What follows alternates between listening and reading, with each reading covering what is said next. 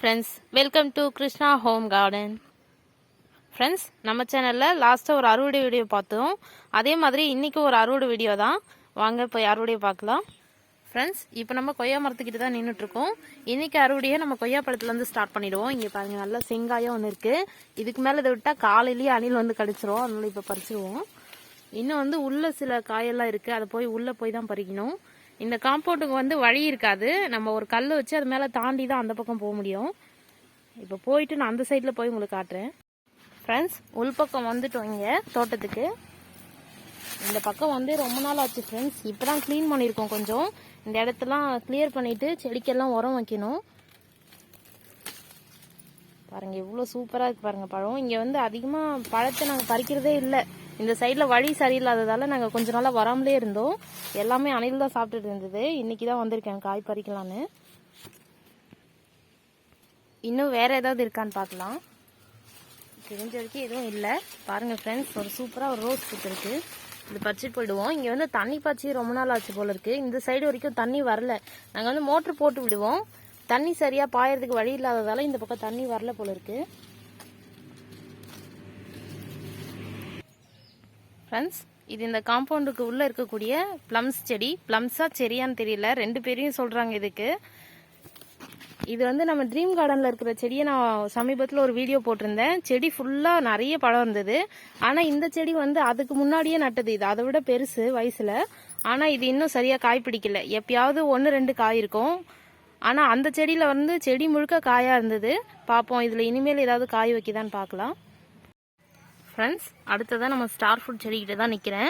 இதுலேருந்து எதையாவது ஒன்று மட்டும் பறிச்சு போனோம் பழுத்திருக்கான்னு பார்க்கறதுக்காக. ஏன்னா நேற்றை விட இன்னைக்கு கொஞ்சம் நல்லா கனிஞ்சிருக்கு. இப்போ இந்த காய் ஒன்று மட்டும் பறிச்சுக்கிறேன்.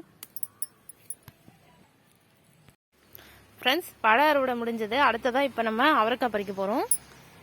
நேற்று நம்ம அறுவடை பண்ணதை விட இப்போ கொஞ்சம் காயெல்லாம் கொஞ்சம் பெருசாக இருக்குது. நிறைய பிஞ்சு பார்த்துருந்தோம். இங்கே பாருங்கள் ஓரளவுக்கு பெருசாக இருக்குது. இதெல்லாம் பறிச்சிடலாம் இப்போ. ஃப்ரெண்ட்ஸ், காயெல்லாம் அங்கங்கே இருக்குது. கொஞ்சம் தேடி தேடி பறிக்கணும். நான் பறித்து முடிச்சுட்டு உங்களுக்கு காட்டுறேன். ஃப்ரெண்ட்ஸ், அவரைக்காய் அறுவடை பண்ணியாச்சு. இவ்வளோ தான் இப்போ கிடைச்சது. மீதியெல்லாம் ரொம்ப பிஞ்சாக இருக்குது. அதனால பறிக்க முடியல. அநேகமாக இன்னும் சில அறுவடைகளுக்கு அப்புறம் நம்ம நிறைய அறுவடை பண்ணுவோம். கூட நிறைய. அடுத்த தடவை நம்ம அநேகமாக ஸ்டூல் போட்டு தான் பறிக்கணும்னு நினைக்கிறேன். ஏன்னா பந்தலுக்கு மேலெல்லாம் நம்மளுக்கு எட்டாது. அந்த அளவுக்கு உயரமும் போயிருக்கு கொடியெல்லாம். இப்போ அடுத்ததான் நம்ம கத்திரிக்காய் பறிக்கலாம். வெள்ளை கத்திரி பறிக்க போகிறோம் ஃப்ரெண்ட்ஸ். எல்லாம் நல்லா காஞ்சி போயிருக்கு தர. இப்போ தண்ணி பாய்ச்ச போகிறேன். அறுவடையை முடிச்சுட்டு தண்ணி பாய்ச்சலான்னு இருக்கேன். பாருங்க எவ்வளோ குட்டி குட்டியாக நிறைய பிஞ்சு தெரியுது. வீடியோவில் தெரியுதா தெரியலையான்னு தெரியல. ஆனால் நிறைய இருக்குதான் பிஞ்சு. அதனால தான் காய் கொஞ்சம் சின்னதாக இருக்கும் போதே பறிச்சிட்டேன். செடி வந்து இன்னும் கொஞ்சம் நல்லா வளரணும். பாருங்கள் ரொம்ப குட்டி செடியாக தான் இருக்குது.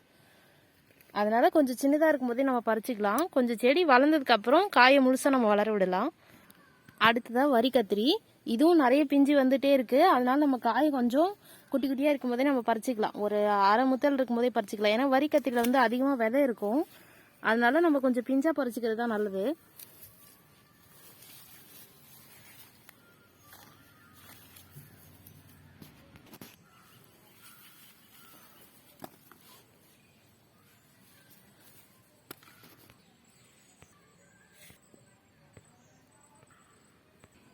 ஃப்ரெண்ட்ஸ், அடுத்ததாக இதில் ஒரு கத்திரி செடியில் காய்ச்சிட்ருக்கு. இது வந்து தானாக முளைச்ச செடின்னு ஒரு சில வீடியோவில் சொல்லியிருப்பேன் நான்.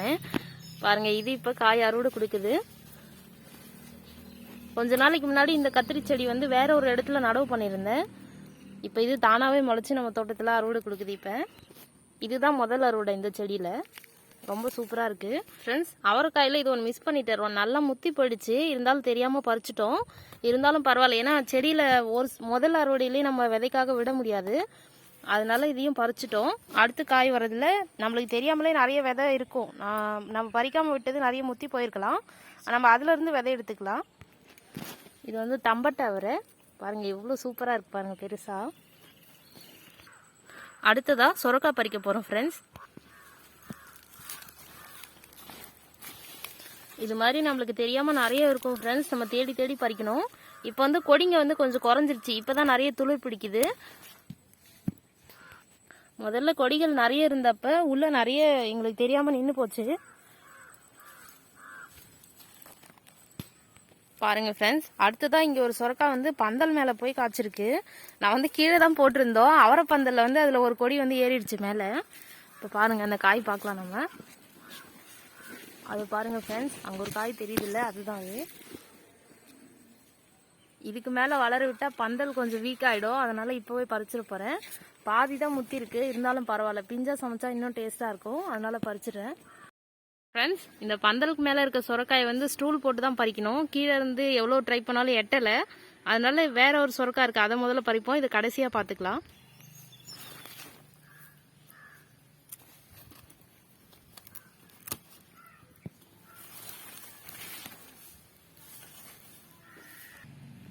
அடுத்ததான் நாம போய் பூ பறிச்சுட்டு வந்துடலாம். ஃப்ரெண்ட்ஸ், இன்னைக்கு பூக்கள் அறுவடை அவ்வளோதான். ஏன்னா மற்றதெல்லாம் ரொம்பவே சின்ன சின்ன முட்டா இருக்கு. அதெல்லாம் மலரட்டும், அடுத்த அறுவடையில் நம்ம பறிச்சுக்கலாம். ஃப்ரெண்ட்ஸ், பந்தலுக்கு மேலே இந்த சொரக்காய் இதுதான் அது. ஃப்ரெண்ட்ஸ், அடுத்ததா தக்காளி அறுவடை. இது இன்னும் கொஞ்சம் பழுக்கலாம்னு நினைக்கிறேன். நான் அப்புறம் வந்து அதை பறிச்சுப்பேன். ஃப்ரெண்ட்ஸ், இந்த மிளகாய் பார்க்கும்போதே கொஞ்சம் வித்தியாசமாக இருக்குது. நம்ம தோட்டத்தில் இந்த வருஷம் புதுசாக வந்திருக்கக்கூடிய மிளகாய் இது. நான் கடையில் வாங்கி போட மாட்டோம். மிளகாய் கிச்சனில் இருந்து தான் போடுவோம். அந்த கிச்சனில் யூஸ் பண்ணுற மிளகாயிலேருந்து விதை எடுத்து போடுவோம். ஆனால் அப்படி வளர்த்ததுலேயே நம்ம தோட்டத்தில் போன சீசனில் 12 ரக மிளகாய் பார்த்தோம். பாருங்க, இந்த க்ரோபேக் கார்டன்லேயே நிறைய வெரைட்டி மிளகாய் தெரியும். இது வந்து மேல் நோக்கி காய்ச்சிட்டு இருக்கிற மிளகாய். இது வந்து சூரியமுகி மிளகான்னு சொல்கிறாங்க. மேலே தூக்கிட்டு இருக்கோம். சாதா பச்சை மிளகாயை மேலே காந்தாரி மிளகாய் மாதிரி தூக்கிட்டு இருக்கோம். இது இன்னொரு ரகம். அடுத்ததா இது நிறைய வீடியோவில் உங்களுக்கு காமிச்சிருப்பேன். கொத்து கொத்தா காய்க்கக்கூடிய மிளகாய். பாருங்க, ஒரு கொத்துல குறைஞ்சது ஒரு 20 மிளகாயாச்சும் இருக்கும் ஒரு சில கொத்துகளில். இது எப்பவுமே இந்த மாதிரி கொத்து கொத்தா தான் வரும். இலைக்கு நடுவில் ஒரு கணு மாதிரி இருக்கிற இடத்துல வந்து நிறைய கொத்தா பூக்கள் வரும். எல்லாமே பிஞ்சா மாறுது. இன்னைக்கு தக்காளி அறுவடை வந்து இவ்வளோதான் ஃப்ரெண்ட்ஸ். அடுத்தது இன்னும் ஒரு சில அறுவடைகளில் நம்ம தக்காளியும் நிறைய அறுவடை எடுக்கலாம். பாருங்க, இப்போதான் செடியெல்லாம் நல்லா வந்துட்டு இருக்கு தழுத்து.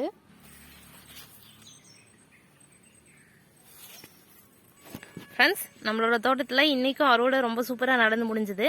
இந்த அறுவடையோட தொடர்ச்சியாக கிழங்கு அறுவடையும் நடக்க போகுது. இங்கே வந்து சக்கரவள்ளி கிழங்கு அறுவடை பண்ண போகிறேன்.